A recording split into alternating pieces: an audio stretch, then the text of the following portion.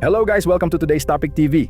Isang modus ng panlilinlang ang muntik ng magtagumpay dito sa Tuao North, Bagabag, Nueva Vizcaya matapos umanong tangkaing salisihan ang isang tindahan ng isang dayuhang lalaki na isang Indian national kasama ang kanyang asawang Pinay. Makikita sa video ang dayuhang lalaki na unang bumili ng soft drinks pagkatapos ay may hinahanap siyang perang nagtatapos sa kung anong numero sa serial number ng pera na baka meron daw sila.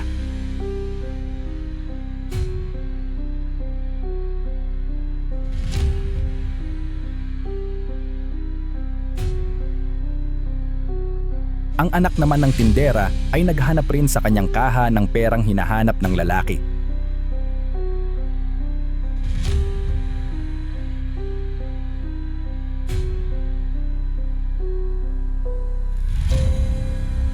At nang wala itong makita sa kaha, pumunta ito sa kwarto para doon maghanap. Ang dayuhan naman ay biglang inutusan ng tindera na ihatid ang soft drinks sa kanyang asawang naghihintay sa sasakyan mula sa kabilang tindahan. Sa una ay ihahatid na sana ng tindera ang soft drinks, ngunit bigla itong nagdalawang isip at ibinalik sa lalaki ang soft drinks. At siya na lamang mismo ang naghatid sa kanyang asawa. Pero ang totoo niyan ay isa ito sa taktika nila para ilayo ang tindera sa pwesto. Hanggang sa inilapit na nila ang kanilang sasakyan.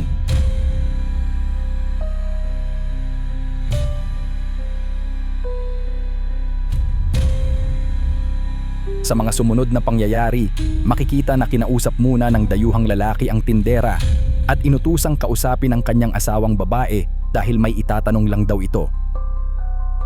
Habang kinakausap ng tindera ang asawang Pinay ng dayuhan, ang lalaki naman ay lumapit sa anak ng tindera at may ipinakitang pera.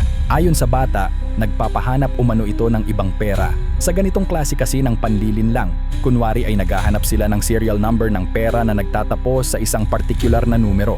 Hihingin nila ang perang nasa kaha o ang perang hawak mismo ng tindera at sasabihing sila na raw ang maghahanap ng tamang serial number. Subalit habang hawak nila ang pera, palihim nila itong iipitin o binabawasan at kapag ibinalik sa inyo ay kulang na pala ang halaga nito na kadalasan ay hindi na agad napapansin. Pumasok ang anak ng tindera sa kwarto para maghanap ng perang sinasabi ng dayuhan. Kasunod nito ay dumating ang kanilang kapitbahay na tila magbabayad sa kanyang nakuha, subalit agad itong tinawag ng dayuhan at pilit na pinapunta sa asawa ng dayuhan para makijoin sa kanilang usapan.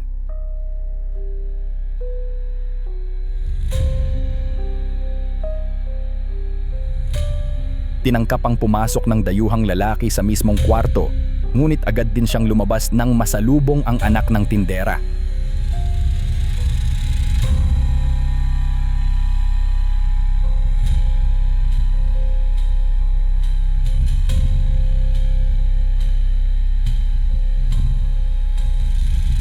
Muli niya itong inutusang bumalik sa loob para maghanap pa.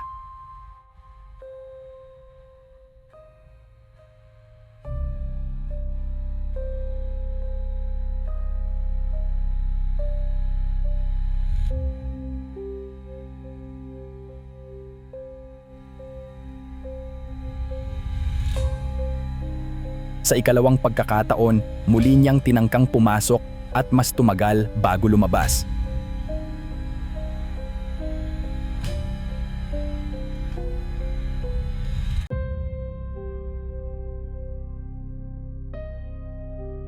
At nang lumabas na ay sinabi ng anak na wala talagang ganong pera, subalit pinipilit pa rin ng dayuhan na maghanap pa ang babae sa loob.